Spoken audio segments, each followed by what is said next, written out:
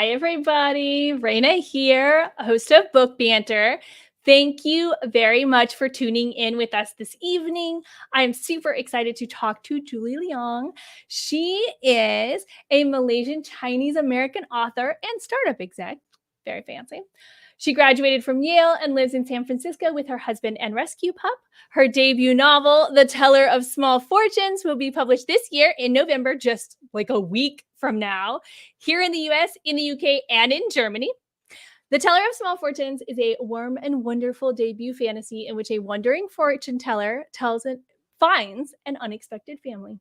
It's a road trip book. It's light adventure. It's found family. I loved it. If you like Travis Baldree or Rebecca Thorne, I love both of them. You will also love this book just as much as I did. So without further ado, we are going to welcome Julie to Book Banter. Hi. Hello. So nice to be here. Thank you for the intro, Raina. I love your little video with the park. Is very demure. Thank you. Oh, thank you. Very cutesy. Well, thank you for joining me. I am super excited to have you here on the show. I've been hearing a lot about you because one of the other booksellers that works at Blue Cypress Books where I work knows you and you guys are friends. And then she's like, she's writing a book. Oh, the book is coming out. Oh, Raina, you would love this book. You need to read it. And I was like, okay, all right, I'm in. Let's do it. And of course, she was right. I do love it. I love it very much. God bless Leanna. Such a small world, the bookish world. It really is. It's like, I feel like there's a sort of, it's not even 9 degrees of separation. It's like 3 degrees of separation with most people between authors and booksellers. So you can say, oh, do you know? And they do. Like somehow you can get there. And we love our gossip too, is what I've learned. Oh, no comments. Yeah, we don't have to spill the tea on this podcast in particular. Yes, tell me what you're drinking. What are we drinking? Yes. So in my lovely cat identification classification mug, I am drinking what is this? French Earl Grey, which I think is just an Earl Grey blend, but they throw in like some lavender and maybe like a little bit of attitude because it's French. But it's like very floral. It's very nice, and it makes me feel cozy. So nice. I like we did not confer ahead of time. We just were definitely going to bring drinks. We both have the sort of teacups without handles or anything. Just that I don't know what that is called. That kind of. I don't know either, but I do think it's more typical of like Chinese or Asian teacups because like I like it because it feels warm when you hold it, which is most of the reason why I want tea in the first place. True. Yeah. Same. Yeah. Or sometimes I drink tea late in the evening to help go to sleep. But it does need to be warm. Iced tea in the evening is not going to cut it. Yeah, no. And I brought this mug because I thought it would be something similar to what Tao and her friends would carry around. Like it just had that feel to me. Very apt. I actually think. Yeah, let's see.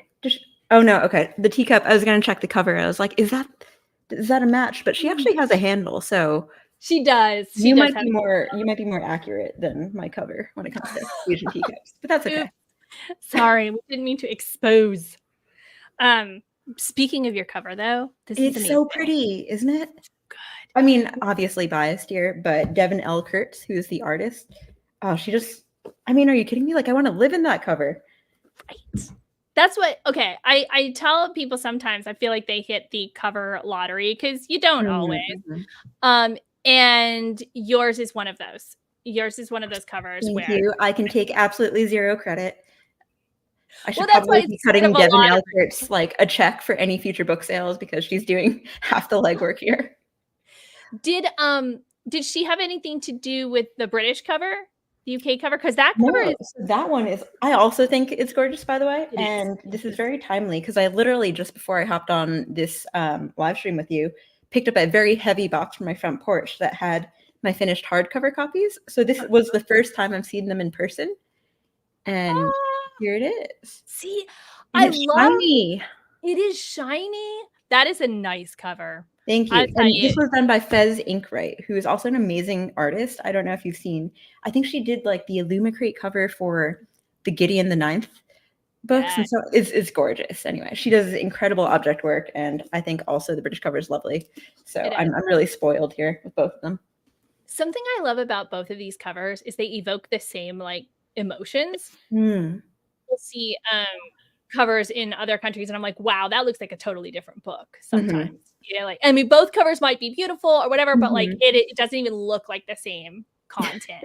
And yours are like, I get that cozy Mhm. fantasy feel. Like I want to get in there in Yeah, that. I think both publishers on the US and the UK side really leaned into that, like, cozy adjacent warm thing. I will say there's one version of my book cover that I don't think I'm allowed to show you yet because I don't think it's officially been announced yet, but the more plugged in of the bookish folks, I think, who follow certain accounts on Instagram may be aware of them. There is Mhm. one cover that I think deviates a little from, like, the cozy warm vibe, but does it in a really, really cool way. Like, it makes it look a little bit more epic, and I'm really excited for that Okay. to be revealed. All right, I've got to keep my eye out because I have definitely not seen that yet. Mhm. But I'm sure as soon as you're allowed to It's share it. it's for it's for something that, let's see, involves a large round bird Okay. All right. All right. that hoots in the night. Uh-huh. Uh-huh. I have an idea Uh-huh, maybe uh-huh. of what it might be. Um I saw that your book's being published in the US, the UK, and Germany. Is it being translated into German?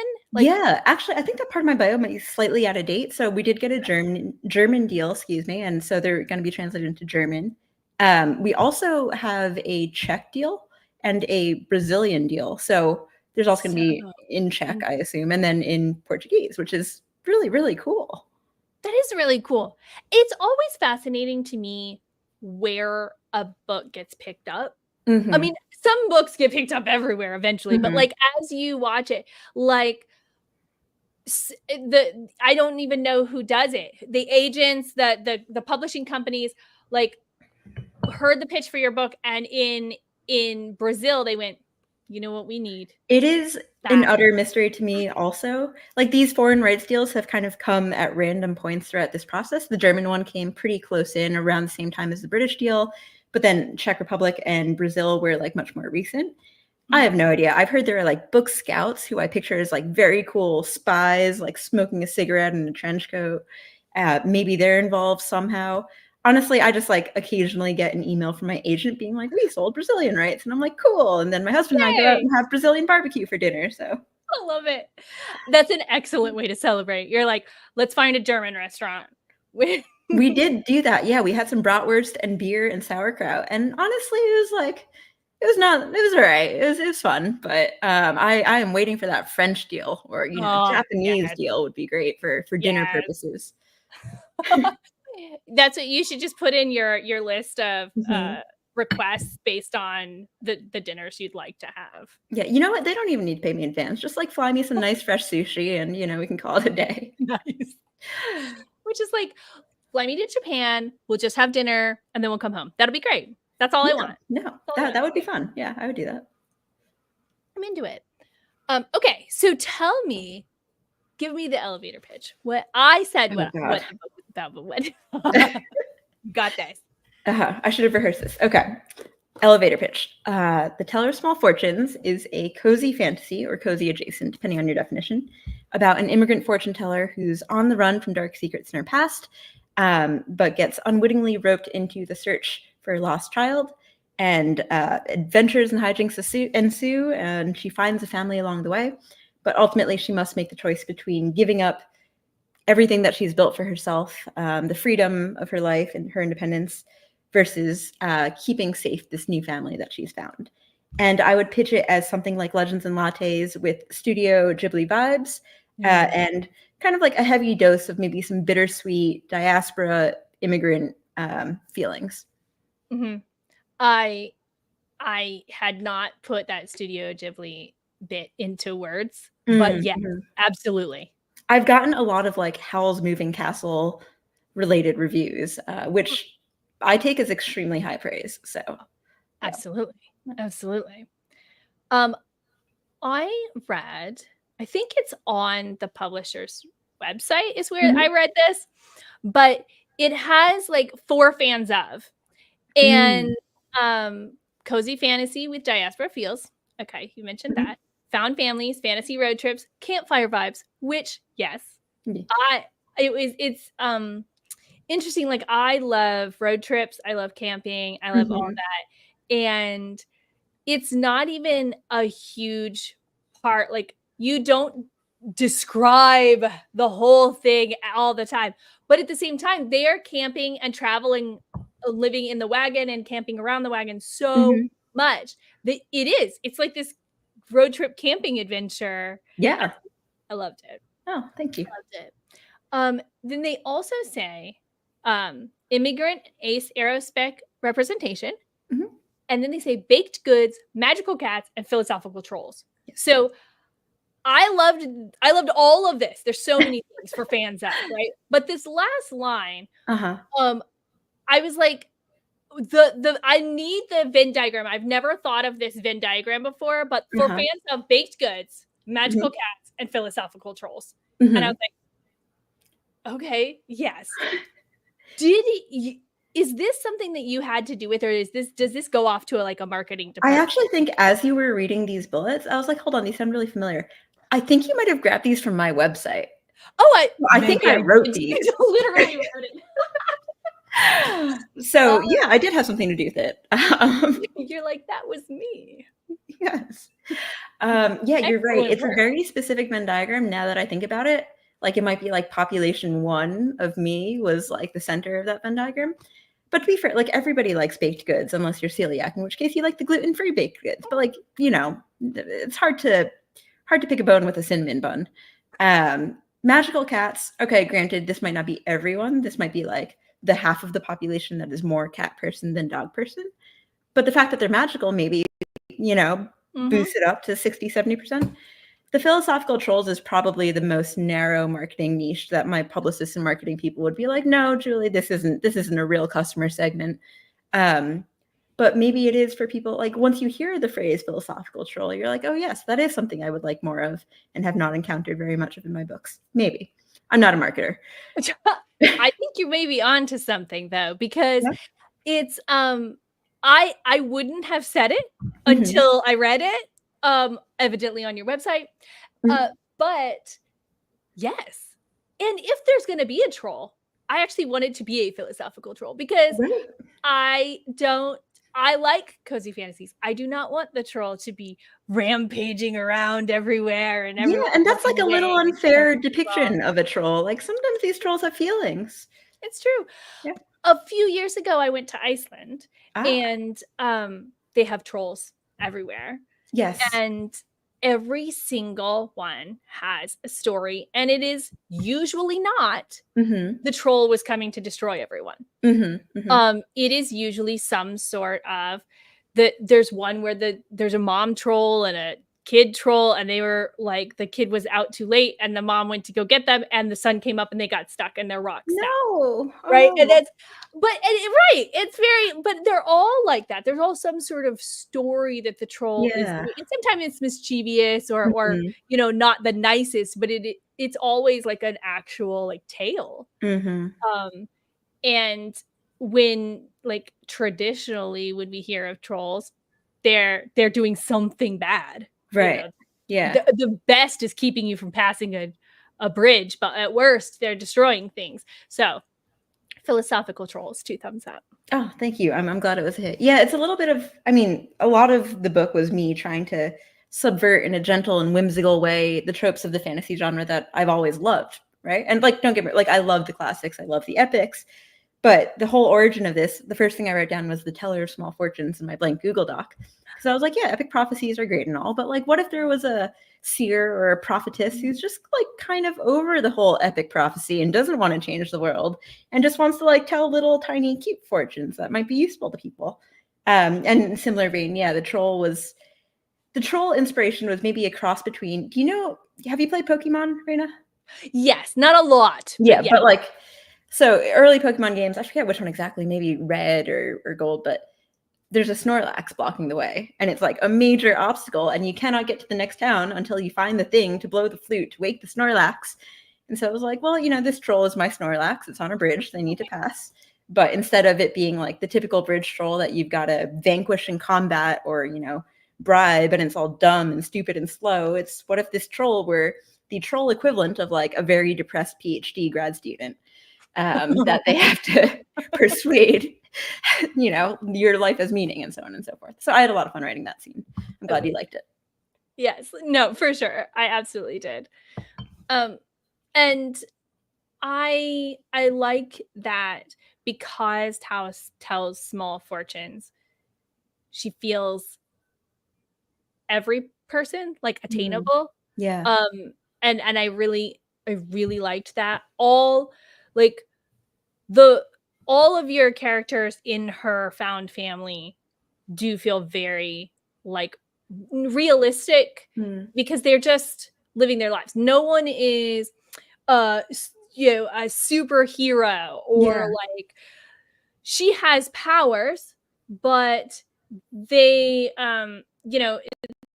not like the chosen one sort of situation. It's like, okay, well, and I mean, I guess sort of spoiler alert, but not really, is that in the beginning, at least for me, I was like, is this even real? Right? It is I'm there with the crowd. I'm like, okay, is she just reading the crowd, reading people and that, or does she actually have magical powers? And that's how like attainable it was. Like I didn't want her to be manipulating people, but at the same time I was like, well, if she is, like, that's just a thing, that's just a person. Yeah. And so I really like that. She's just a is it, do you pronounce it Kina? Yes, I do. Kina, okay. Yeah. She's just a baker. Tastes real great, looks real bad, sounds familiar. Yeah, I think it's a pretty universal experience, or at least I hope it is. Like, all my breads are hideous, but they taste good. So I'm like, right, that's all that matters. Yeah, I don't know what's wrong, and I don't want to be a baker, so I am not trying to figure it out like she may be, but yeah, it's fine. I'm like, just eat it.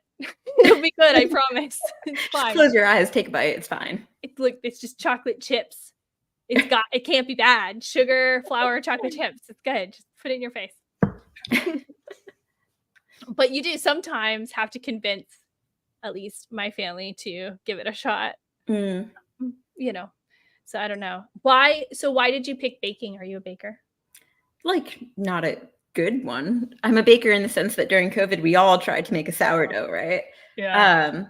No, there's like maybe 2 or 3 baking recipes that I can consistently recreate without risk of poisoning my partner. I think it goes back to that whole everybody likes baked goods, right? There's something inherently cozy and comforting about the idea of something warm that somebody has labored to produce for you that tastes good and is sweet. And honestly, it just feels also a little bit at this point like a trope of the genre. I've read a lot of cozy fantasy and there's like a lot of hot beverages and baked goods. And so maybe just subconsciously that was absorbed into my brain as like, if it's cozy fantasy, it's got to have baked goods. Although I did want to deviate a little bit from the like starting a small business and a bakery thing, which again, I love Legends and Lattes. I love Bookshops and Bone Dust. Can't Spell Trees and Tea, like they're all great. And this is not at all a knock on them. But I also wanted a little bit more of that kind of quest fantasy as opposed to like small town starting a business fantasy. Well, and you actually, because of the nature of what they're doing, they're traveling from town to town and setting up the tent, and she's telling her plying her fortune teller where and Kina is setting up her baked goods. So you kind of get that, even though it's not that at all. It's not the adventure of starting a small business in one location, but they have to go over and over and over again and be like, well, I hope some people are going to show up today. And, are these people going to like it? Are these people going to kick us out and not want us here at all? Like, so you're kind of going through that repeatedly instead of doing it in one location. So, which adds to the sort of road trip part of it. But I enjoyed that because you were tapping into it without repeating it. Right. Well, I'm glad it worked for you. Absolutely. I've been reading reviews. It seems to be working for a lot of people. Oh, so I'm not supposed to be reading reviews. Everybody has told me not to, but I definitely am. Oh yeah. Okay. That would be so hard. Right? I mean, they're right. Right? You don't want to happen upon something you don't, that's going to hurt your feelings. But at the same time, I don't know that I would be able to do it very well. Yeah, I feel like at some point maybe I'll have to stop. Maybe when the sheer volume of them becomes untenable. But I think early on, I just wanted to be like, do people like this thing? Like, Right. and on the whole, so I'm an absolute hypocrite. Like, I talked to a lot of other authors, and my advice to them is also always don't read the reviews, don't go on Goodreads, block the site. Or there's this like extension that you can download for your browser that hides all the reviews except the 5-star ones. Like, sure, do that, whatever, because of mental health. But That's nice. I must be like a glutton for punishment or something. But on the whole, people have been very, very nice. And I'm very grateful for that because I think, maybe I'm a relatively thick-skinned person. But on the whole, like I think I've felt more positively after reading, these complete and utter strangers holding a thing that I wrote and like actually liking it for the most part, or like some of it at least. It's been really, really cool. I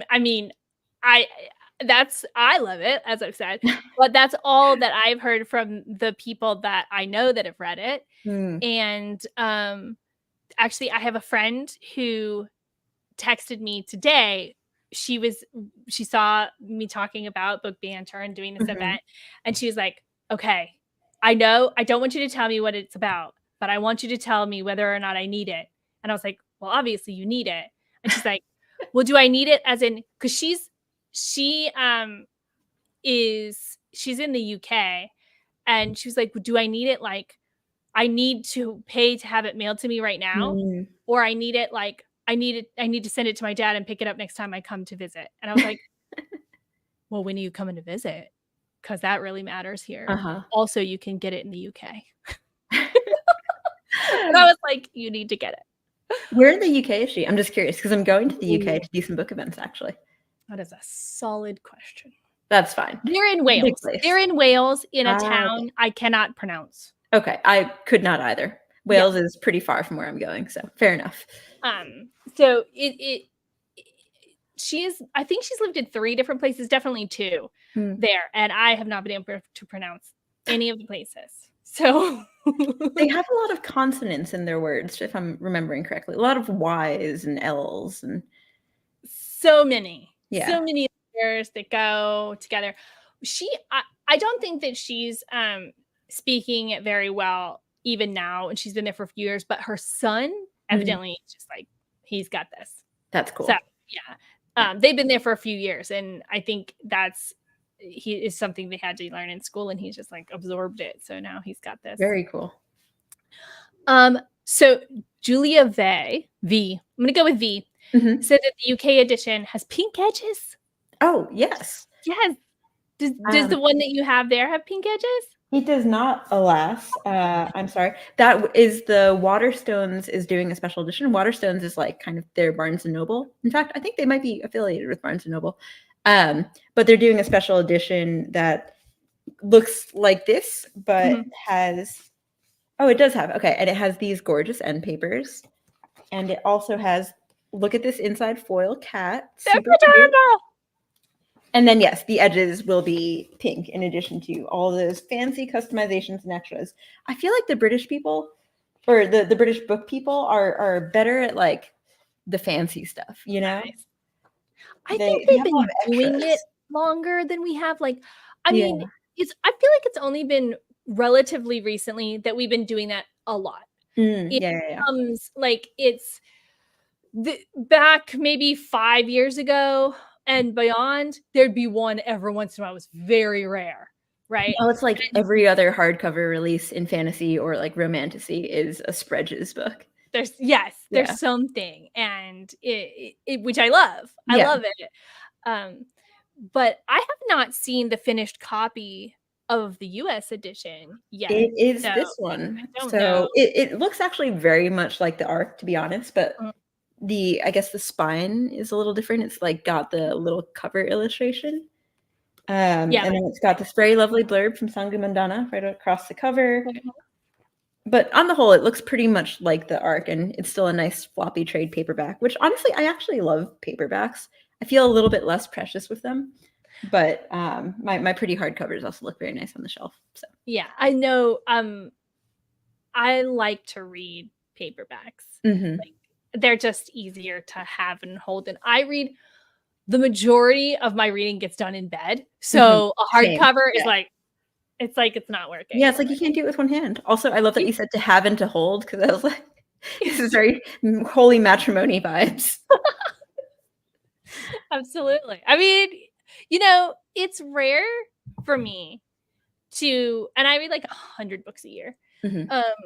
Still in a year, there will be 5 to 10 books that I need, if that makes sense. Like I need to have them. I immediately go, this is going to live on my shelf. If it's something I borrowed, or if it's something, that somehow is not mine in a way, I will be like, okay, this is what I need to buy for my shelf. And that's about it. That's the turnover.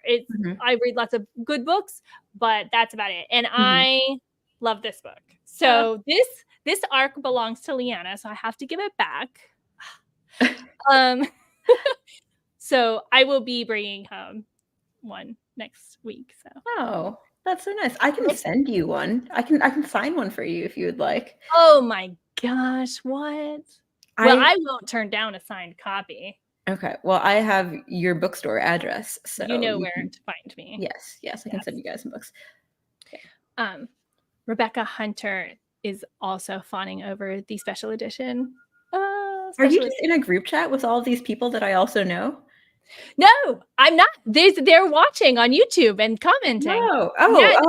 Right. There are comments. They're commenting on. Oh, hi, Julia. Hi, Rebecca. They're watching. Oh, I see. I have a private group chat over here. No, it's the actual chat that goes along with. Okay, I can see it now. I had the video thing in the full screen. Thank you, guys. That's very kind. Oh my gosh, it's popping up. So it's tell me, you had previously said, I think before we actually started the event, that this book went from like no idea of writing a book to I've written a book in a very short amount of time. So what made you like go, start typing it out?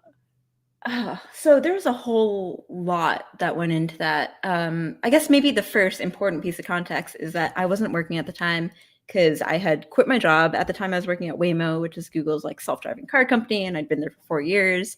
But also my dad was super sick because his cancer had come back, and the doctors were telling us it was terminal, and it was just like this really dark period. This was also during COVID, so the world was kind of ending all around me. And so I decided to quit my job to spend more time with him and help care for him. I'll preempt this by saying he's now doing so much better. He's in remission and, beat the doctor's diagnosis. So it's a happy ending. But at the time, it was pretty awful. So I quit my job, and I was spending a lot of time just waiting and doing not a whole lot. Waiting at home, waiting at the ER waiting room, waiting at his bedside in the hospital. And as one does in dark times, I turned to look for escapism, and I did so in books. And so I binge read like every fantasy book. Like I looked up lists, like top 100 fantasy books of the last decade or whatever, and I just like methodically made my way down them. And then I discovered the subgenre of cozy fantasy. I think Legends and Lattes might have been the first, or maybe it was very Secret Society of Irregular Witches. But in any case, I found those, and they were exactly what I needed in that moment. It was like just the right dose of magic and whimsy, but also healing and warm and comforting. And I was like, I need to read more of those. And so I read every book that I could find that anybody on the internet claimed was a cozy fantasy. And then I ran out. There weren't all that many of them. Also cozy sci-fi. I read everything Becky Chambers has ever written. They're amazing. And then when I ran out, I was like, you know what? I still have all this time. For the first time in my adult life, I'm not working or, stressing out about my career, things like that. And I've always really loved writing. Why don't I, with zero pressure, just try to write the kind of book that I want to be reading right now, because I've run out of them. And so I opened that blank Google Doc, and I wrote down The Teller of Small Fortunes, and, had that thought about kind of subverting the whole epic prophecy thing to be like a much smaller scale story with a character who looked more like me, which isn't something you see a ton of in cozy fantasy. And then you can ask my husband, I basically retreated into my writing cave and did nothing but eat, sleep, drink, and write for maybe call it a month and a half or 2 months or something.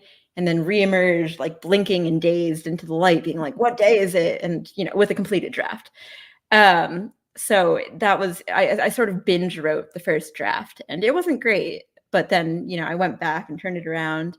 I made my partner read some of it, although I was very like, self-conscious about it.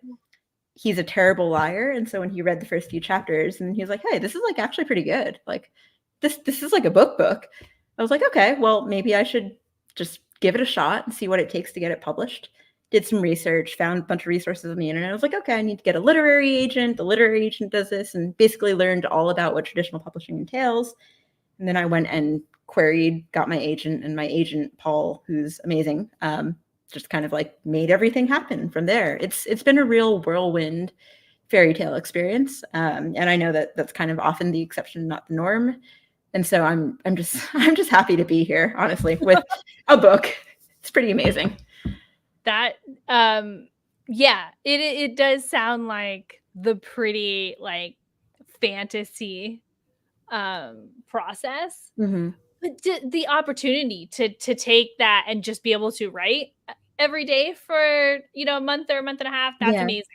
Yeah, it's and a huge privilege, and I know a lot of people don't have it, but like I have no dependents other than my extremely needy, high maintenance dog and my relatively low maintenance husband. So this is coming from a place of privilege, and I know not everybody has the kind of chance like that. And honestly, I think that's kind of sad. Like I've had my eyes open to the idea that like financial stability and privilege is something that enables you to create art, and it's like, oh shoot, like how many really, really good books are out there not being written because people have to do their jobs and do other things and take care of their families and so on.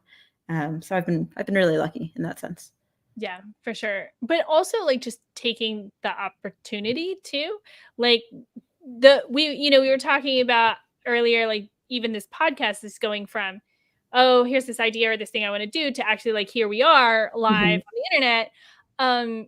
You're like, oh, I have nothing to do, I've got this book idea, but then actually sitting down at that desk and writing it out every day, that's I mean, it takes a lot to do that, because it's easy to get caught up, dependents or not, in laundry, and maybe I should be doing something, whatever it is, and then you don't let yourself like do that. So thank you, and thank all of the people that helped to support you to be able to do this, because now you get to bring this little piece of joy to so many more people. Thank you. That's amazing. Thank you. I know that this book isn't even out yet, but are you going to do it again? I am, and in fact, I have since this book has been written, because publishing takes so long. I've written 2 more books. Wow. And actually, my deal is for a 2-book deal, so there's a guarantee that at least 1 more is going to be published. Hopefully, more than that. But the next book is coming out next year with the same publishers. So that's Ace Berkeley or Penguin Random House in the US, Hotterscape and Hachette in the UK, and also the German deal is also a 2-book deal, actually. So it's also getting a German translation. And book 2, we're in revisions right now. I'm waiting on my editor to give me her nice long developmental edit letter being like, here, great book, loved it, here's how you fix it. It's called, at least right now, tentatively, it's titled The Keeper of Magical Things. It is set in the same world as Teller, but with a totally different set of characters. It is a sapphic cozy fantasy with Stardew Valley vibes. Love it. Yeah. Okay, that's all I need to know. I'm in. I mean, I was in anyway. I was going to give it a shot, but like that was pretty good. You sold me. Thank you. Yeah. Hopefully it doesn't change so much in the course of editing that anything I've said is no longer true. Well, I mean, they can't get rid of the vibes. Hopefully. Yeah, it's hard to kill vibes. And I'm a very vibes-based writer. That's kind of all there is. That's good though, because like that's okay for me. It is. Some people are very like, what are we doing? And that's cool. Yeah. But also, personally, I want to read something where I want to be a part of. I want to be in it, and that the vibes are important. Yes. Well, glad to hear. I just want to like be dropped in it. I feel like also you could build this world in like a video game. We were talking about Pokemon, just like build it in a video game, and then I could drop my character into it and just mess around. It would be a really fun open world RPG. Yeah, I agree. It would. You just do little side quests where you like go fetch farmers' tools or like find the lost goats. Yes, it would be very like the Shire Hobbit style. Yeah. That would be amazing. Like, yeah, when not you a game need developer. right, yes, game developers everywhere. Yeah. Because there are tons of side quests. There's one main quest if you want to take that. If you just need some coins, you could just set out your table and tell some fortunes and like, get a little coin. All right. So we've got this. Yeah. You can pitch it, and if I run into a game developer, I will let them know. Amazing. This is Yeah. a good book. I'll let my agent know that he now has to go sell video game rights somewhere. Yes. We've got Argentina, check. So now we need video games. We actually don't have Argentina. Oh, Brazil, check. Sorry. Yeah, maybe knock on wood. Yeah. Maybe that was your own small fortune, and I'll get an email tomorrow being like, we sold Argentina rights. And I'll be like, oh my God, Raina knew something. You'll have to tell me for sure. I do want to talk a little bit about the special the pre-order deal that we have going on at Blue Cypress. I'm gonna put a link down here in the chat, in the comments.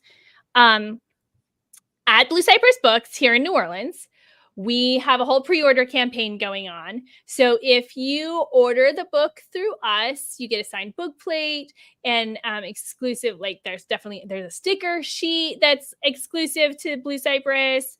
And I happen to know the packaging that we're going to use, and it's going to be awesome because we make really cute little packages.